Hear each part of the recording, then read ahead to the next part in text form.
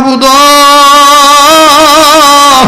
আজকে যদি গুনাহ মাফ না হয়, কালকে যদি গুনাহ লইয়া মইরা কবরে যাই, বলো বলো আমরার কবরে কি হবে ভাই? যত গুনাহ করছি মাওলা মোরা জীবনে। একটা ডাক দেন না, দেন না, দেন না, আরে বলেন না, ইয়া আল্লাহ, ইয়া আল্লাহ। যত গুনাহ করছি মাওলা মোরা জীবনে, মোদের গুনাহ মাফ কইরা দাও নিজ গুণে। তুমি যদি মাফ না করাও বান্দা রে, এই আল্লাহর কাছে কইতে লজ্জা লাগে রে ভাই।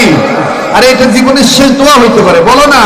তুমি যদি মাফ না করাও বান্দা রে, বলো বলো বান্দা যাব কারু কাছে।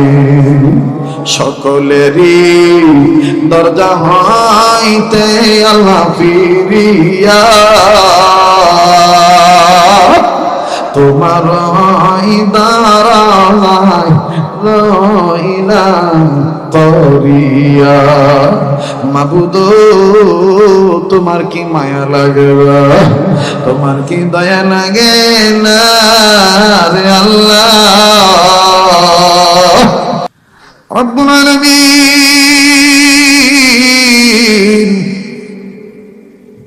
প্রভু দয়াময় মালিক,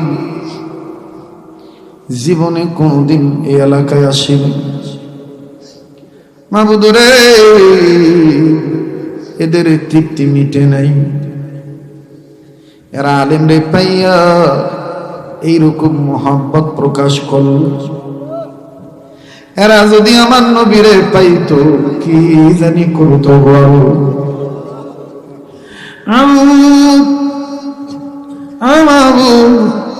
জীবনে কত জায়গায় মোনাজাত করেছি, কোন দিনে মোনাজাত কবুল করছো জানি না রে আল্লাহ। আজকের এই তেলিনগরের মাহফিলের দোয়া তুমি ফিরত দিও না রব্বুল আলামিন। এদেরকে আমি কি দিয়া বিদায় দিব, এদেরকে আমি কি দিয়া সান্ত্বনা দিব বল আল্লাহ গো।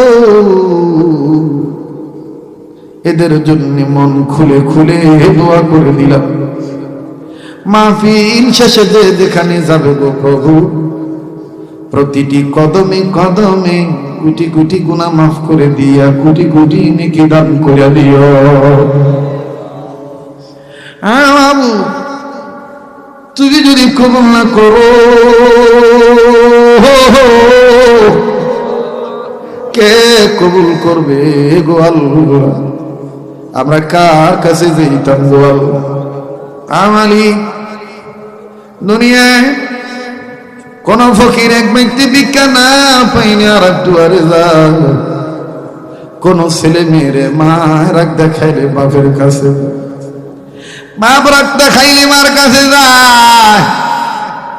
দুনিয়ার কোন রোগী এক ডাক্তারের কাছে বালা না হইলে আর এক ডাক্তারের কাছে।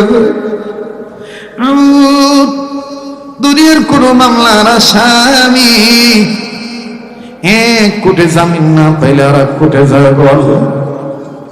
আল্লাহ রে, তুমি তো আমাদের এমন কালো, তোমার পরিচয় তো তুমি নিজেই দিয়ে দিয়েছো, তোমার নাম সমাজ। আয় আল্লাহ, তুমি যদি আমরা গুনার প্রতি রাগ হয়ে আমাদের উপর বেজার হইয়া আমাদেরকে যদি খেদাইয়া দাও, আমরা কার কাছে যাইতাম আল্লাহ? তুমি যারা তো আমাদের কেউ নেই।